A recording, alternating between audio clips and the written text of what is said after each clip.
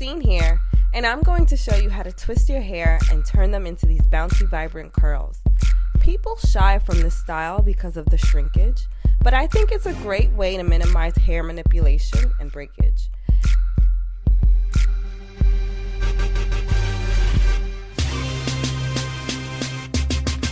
I like to start off with detangling, so to do that I use Wen's Cleansing Conditioner.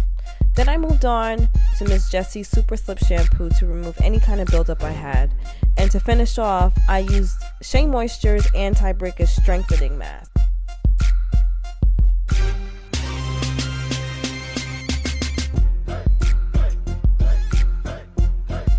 So I'm starting off on freshly washed hair, and I'm parting my hair in the position I want my curls to lay.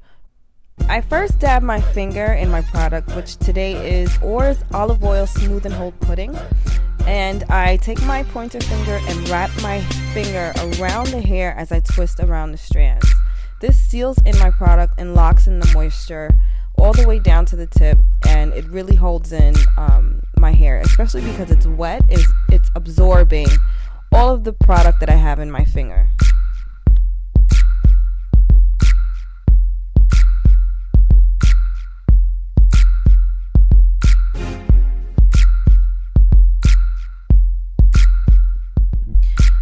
I'm a visual learner, so I'm going to slow this clip down just a little bit so other people out there who learn the same way as me can get a better idea of how this technique is done.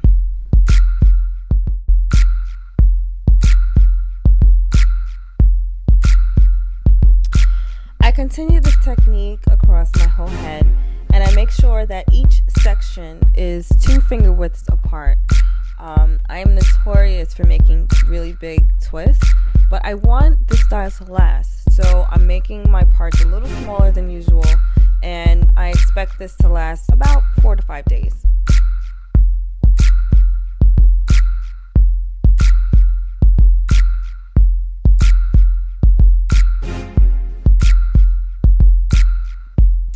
If you follow me on Instagram, you'll see that I got a trim about a week ago, and it is part of my road to recovery because I am suffering from a little bit of heat damage, and in this clip you can tell exactly where the heat damage begins.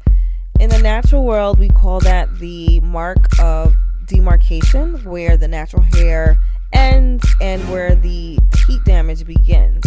This is very important to note when you are curling your hair or doing these twists, because you want to camouflage this part of your hair so that it blends in with the rest of your curls. And to do that, I use a perm rod to wrap my hair and create sort of a false curl so that it camouflages with the rest of my hair.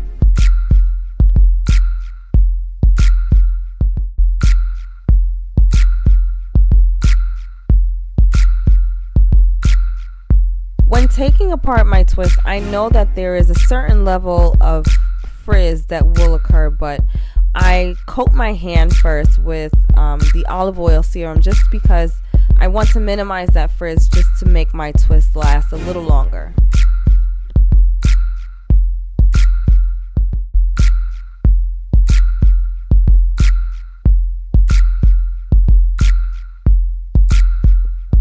I will be completely honest, the takedown phase for me is the hardest because one, I'm so anxious to see the finished product that I don't take my time with each and every section. So I want to make that a point, that you must treat every section like it is the first section you're taking down. You want to take your time and you want to coat your hands and take at least 6 to 7 strokes of the section to make 6 or 7 individual curls.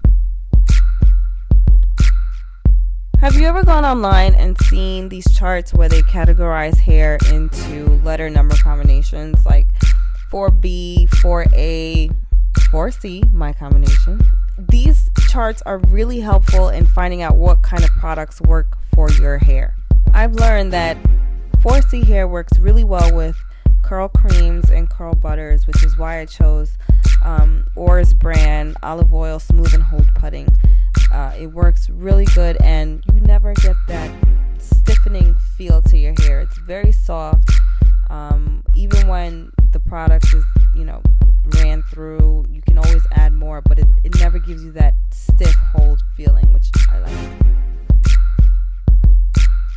Going into the style, I know that my hair will be quite short, but I am completely okay with that because, one, I don't want to manipulate my hair too much during the week, and by the time Friday comes, I want my hair to be big enough because that is my, so to speak, weekend look. I can be a little bit more funky and wear my hair in a bigger afro, as opposed to wearing my hair, for work, when I'm in a corporate environment where, we want to tame the curls just a little bit.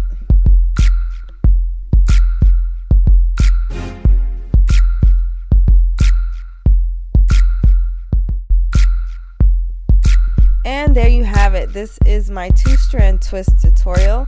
If you like, please subscribe below and follow me on my Instagram. My handle is @DailyNewz, DALEYNEWZ, and I will see you online.